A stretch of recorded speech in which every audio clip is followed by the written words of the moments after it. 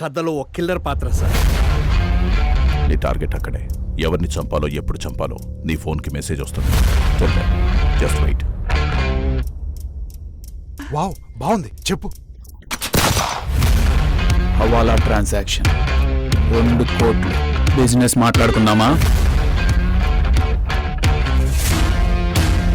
నేను వెళ్ళి కాఫీ తెచ్చుకుంటా. చీర బాగుంది, సాయంత్రం సింపేద్దామండి. మన సినిమాలో హీరో పక్కన ఒక కమెడియన్ ఉంటాడు, వాడిని చూస్తే జనం తెగనవుతారు. ఫర్ ఎగ్జాంపుల్ నా కన్న తండ్రి రే అచ్చం అలానే ఉంటాడు. చూడండి ఎంత కామెడీగా ఉన్నాడో. పేరు అబ్బాయి. అబ్బాయి అని పేరు పెట్టుకుని అంత భయపడతావేంట్రా మూర్ఖుడా? మామ అనుకో. మామ ఇక నుంచి ధైర్యంగా ఉండు. కాఫీ చెప్పు. కాఫీ. వీడికి మనలాగే కళ్ళు, ముక్కు, నోరు కామన్గా ఉంటాయని తీసుకోకు. నీకు భయం ఉంటుంది, నాకు భయం ఉండదు. నీకు సెంటిమెంట్లు ఉంటాయి, నాకుండవు. నేను చేసుకునేవాడు అక్కడ ఉండాలమ్మా.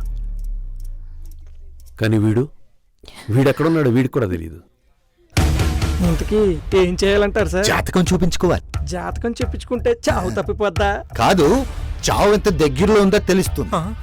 తెలుస్తుందేమో. కాఫీ షాప్ ఒక కథలేని కథ లాంటిది. ఇందులో కష్టం, సుఖం, ప్రేమ, పగ, మొదలు, ముగింపు లాంటి చాలా ఎమోషన్స్ నడుస్తుంది.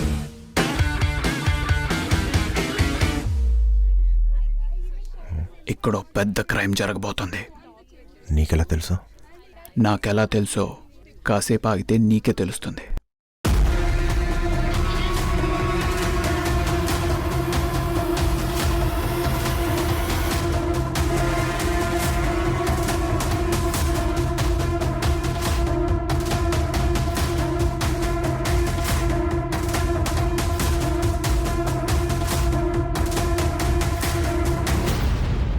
నువ్వు కామెడీ క్యారెక్టర్ అన్నావు కానీ ఆ కుర్రోడు కిల్లర్ క్యారెక్టర్ అయితే బాగుంటాడే.